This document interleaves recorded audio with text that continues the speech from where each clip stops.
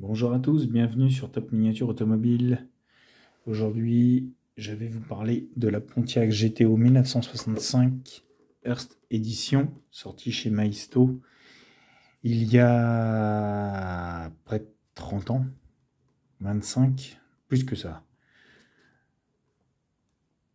25 bonnes années faciles, puisque nous avons le prix ici en francs, et on n'a pas encore la transition euro, donc ça fait effectivement plus de 25 ans. Et je dirais bien presque 30 ans, effectivement. La version Hearst de la Pontiac, donc Hearst, pour ceux qui connaissent, c'est le fameux préparateur d'engins de malade qui gratifiait et qui ornait le monde de la voiture américaine des années 60. Et donc, Maisto a sorti la Pontiac. Donc, hop, on va... Hop, déjà, la boîte, vous voyez, elle a son âge. Bon, il n'y a rien d'exceptionnel sur la boîte, mais hop, on va présenter ça comme ça. Alors, je vais faire une petite pause et aller mettre un petit coup de chiffon à la voiture parce que vous voyez, la voiture est très sale. Je reviens tout de suite. Voilà, ça rend un petit peu mieux, c'est plus présentable. Donc, on ne va pas s'intéresser aux performances de la voiture par elle-même, mais du modèle Maisto 1.18 que voici. Alors,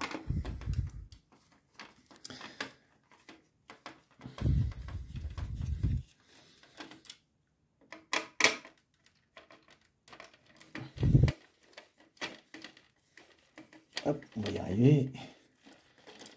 Comme on dit, ça fait plus de 25 ans que cette voiture est sur son socle. Donc, voilà. La Pontiac GTO 65. Très beau modèle de voiture chez Maisto. Qui a pris un petit peu la saleté.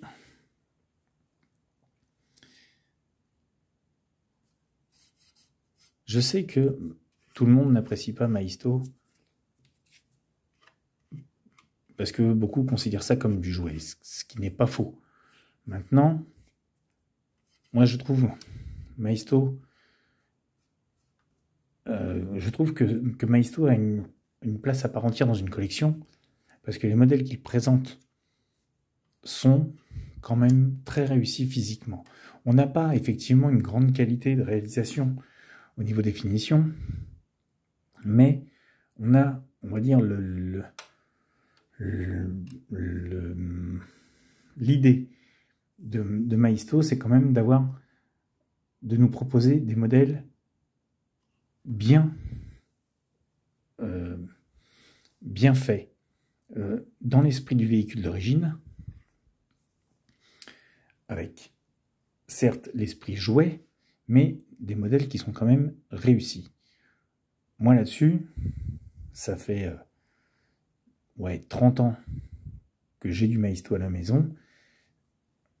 Certes, ça reste du jouet, mais j'adore toujours cette marque. Voilà, et cette Pontiac, à l'époque, m'avait tapé dans l'œil, parce que je l'ai trouvé très réussi physiquement. Alors, 249 francs, ça fait 35 euros. Ouais, presque 40 euros. Un truc dans le genre. Bon, bref. Pour l'époque, c'était déjà, vous voyez, un modèle qui était quand même assez cher, mais qui, pour moi, a, on va dire, sa place dans une collection à part entière, tout simplement. Alors, physiquement, donc on retrouve bien les 4 phares classiques de la Pontiac GTO 65, cette calandre séparée en 2 parties, avec bien sûr le gros logo GTO, le logo Pontiac au milieu, pare-choc chromé avec les clignotants en bas, et bien sûr, pour rappeler que c'est un modèle Hearst, la plaque d'IMAT aux couleurs Hearst. On a un capot ouvrant sur le fameux V8 avec le triple carbu. Alors bien sûr, comme je vous disais, hein, on est sur du jouet, mais on a un moteur avec 3 carbus, 3 filtres à air, un semblant de batterie, quelques petits logos à droite à gauche, un master vac plus ou moins existant, des cache-culbus chromés. Oui, c'est du jouet. La prise d'air n'est pas vulgaire sur le capot, elle est factice, mais elle n'est pas vulgaire, elle est bien proportionnée à la voiture. La grosse bête pare-brise chromée avec les essuie-glaces moulés et intégrés directement dedans sont présents. Sur la ligne générale de la voiture, on retrouve le liseré blanc tout au long de la coque, tout au long de la caisse, soulignant cette longueur de voiture avec cette petite rehausse à cet endroit-là, du plus bel effet. La baguette chromée sous la portière et le logo GTO sur l'aile. Les jantes 5 branches avec le logo Hurst au milieu, présente très bien. Pas de disque, pas de tambour, mais des jantes qui présentent pas trop mal. Puisqu'on est sur un modèle Hurst, donc nous avons la sortie latérale de l'échappement, juste au niveau du gros logo GTO. Et on arrive à l'arrière avec ce cul tout en longueur chromé et les deux feux arrière. Alors les deux feux arrière sont directement peints sur le chrome. Ils auraient pu, on va dire, mouler du plastique transparent pour bien faire la différence, mais non, ils ont préféré appliquer une peinture rouge sur le chrome directement. Donc là nous avons les petits feux de recul, le logo Pontiac moulé directement dans le pare-choc. Sur la malle arrière, le logo Pontiac. Ici, Hurst et GTO de ce côté-là avec la serrure. Et la plaque d'IMAT California. Quand on ouvre le coffre, donc deux grosses charnières, mais un coffre. Oups. Et le bac de roue de secours dans le coffre, typique de l'américaine de ces années-là. Alors bien sûr, vous voyez, le coffre, on a un semblant de moulage pour représenter un petit peu, mais ça ne va pas chercher bien loin. Donc, côté passager également, la double sortie d'échappement, les jantes, on reprend l'esprit, il n'y a rien à dire là-dessus. On va passer à l'intérieur. L'intérieur, on est sur du bleu sur bleu, avec une série de 3 compteurs, 4 compteurs ronds du plus bel effet, avec une espèce d'imitation bois au fond qui rend pas trop mal.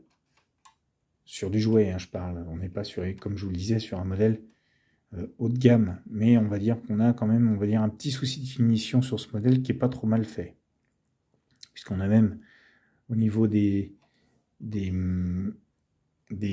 commodos et tout ça, une peinture un peu argent pour représenter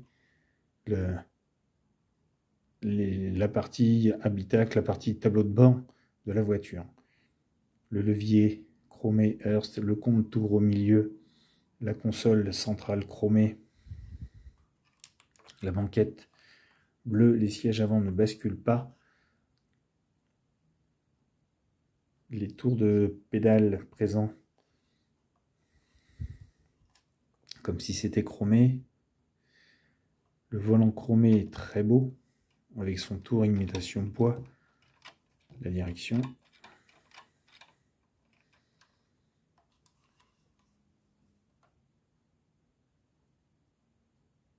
Assez réussi, franchement assez réussi. Même la banquette, le dessin de la banquette très sympathique, même si on a un esprit plastique effectivement sur ce véhicule.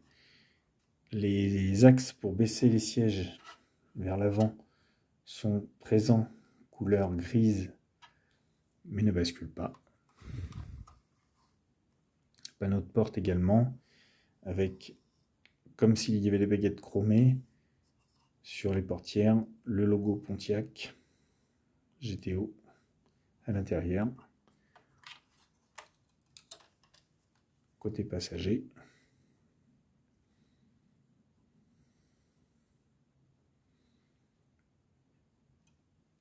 Alors, pas de ciel de toit,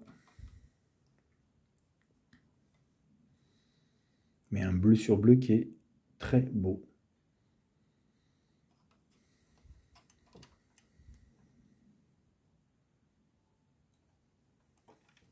Voilà. Alors, bien sûr, on est sur du Maisto, et le détail qui fait la différence, c'est le toit en plastique. Beaucoup des Maisto, même encore maintenant, ont les toits en plastique. Parce que comme ça permet, quand on fait un cabriolet, hop là, ils intervertissent, ils gardent la coque, et il n'y a pas besoin de refaire une autre coque, ils mettent la capote en position baissée, et on a un cabriolet. Alors bien sûr, la Dodge n'existe pas en cabriolet, je précise, mais la GTO en 65 de mémoire non plus. Mais enfin, c'est la particularité chez Maisto sur ces engins, c'est de nous présenter des toits en plastique.